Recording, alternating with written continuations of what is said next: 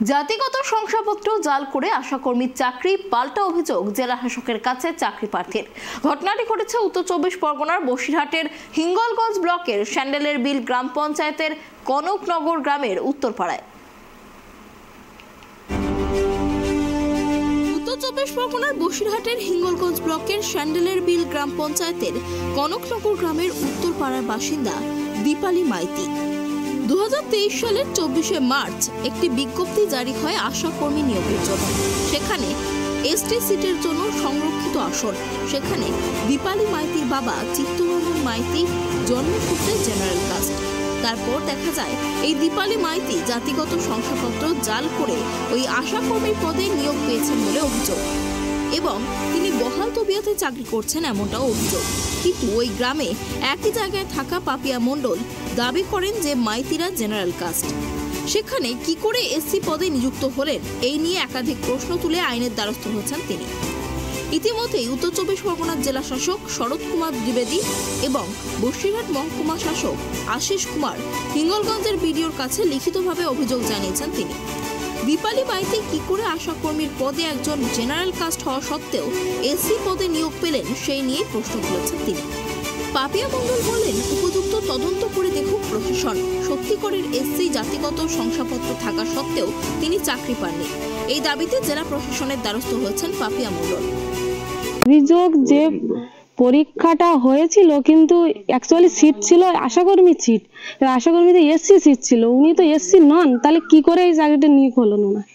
এটাই আমার দাবি যে আপনার এই ভুয়া ওই এসসি সার্টিফিকেট নিশ্চয়ই ভুয়া করেছে, এই সার্টিফিকেটটা যাচাই করে দেখে তারপরে নিয়োগটা করলে ভালো হতো। আমাদের পরীক্ষা দিয়েছিলেন আশাকর্মীতে পরীক্ষা দিয়েছিলাম কোন মাসে? 23 সালে মার্চ মাসে। কে নকল করে পেয়েছেন? দীপালি মাইতি নকল করেছে কাস্ট সার্টিফিকেট। ওনাদের টাইটেল মাইতি, ওনার তো কাস্ট সার্টিফিকেট। হ্যাঁ, আমি অভিযোগ করেছি। আমি চাইছি যথাযথভাবে এই যে ভুয়া সার্টিফিকেটটা বের করেছে এটা যাতে সঠিকভাবে যাচাই করে দেখা হোক যে এটা ভুয়া কি। এবার তারপরে সবাই যেটা সিদ্ধান্ত নেবেন তারপরে সেটাই হবে। এই অভিযোগের উত্তরে পাল্টা দীপালি মাইতি বলেন, আমি জেনারেল কাস্ট নই, আমার এসসি জাতিগত শংসাপত্র রয়েছে, আইন মেনেই আমি চাকরি পেয়েছি। আমি আশাকর্মী চাকরি করছি। কবে পেয়েছিলেন? আমি জয়েন করেছি নভেম্বরের 6 তারিখে। কিভাবে পেয়েছিলেন? পরীক্ষার মাধ্যমে পেয়েছি। এসডিও অফিসে গিয়ে পরীক্ষা হয়েছে, সেখানে পরীক্ষার মাধ্যমে আমি পেয়েছি।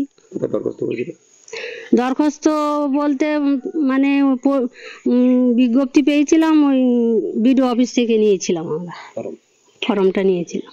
তারপর কবে অ্যাপয়েন্টমেন্টটা আসে? জয়েন লেটার নভেম্বর 6 তারিখে। তারপরে আপনি আপনার নামে একটা অভিযোগ উঠছে যে আপনি সার্টিফিকেট জাল করে চাকরিটা পেয়েছেন, কি বলবেন? আমার এতে কোনো জাল নেই। যদি সরকার মনে করে আমি জাল করেছি, সরকার তদন্ত করুক, করে দেখুক, তারপরে আমার কাছে আসুক। আপনি কি কাস্টের ভিত্তিতে পেয়েছেন? আমি এসসি কাস্টের ভিতরে পেয়েছি। দুয়ারে সরকার পান? হ্যাঁ, দুয়ারে সরকারে গিয়ে জমা দিয়েছি। লক্ষ্মী ভান্ডার পান? হ্যাঁ, লক্ষ্মী ভান্ডার পাই। এখন কি এটাকে নিয়ে কি চাইছেন?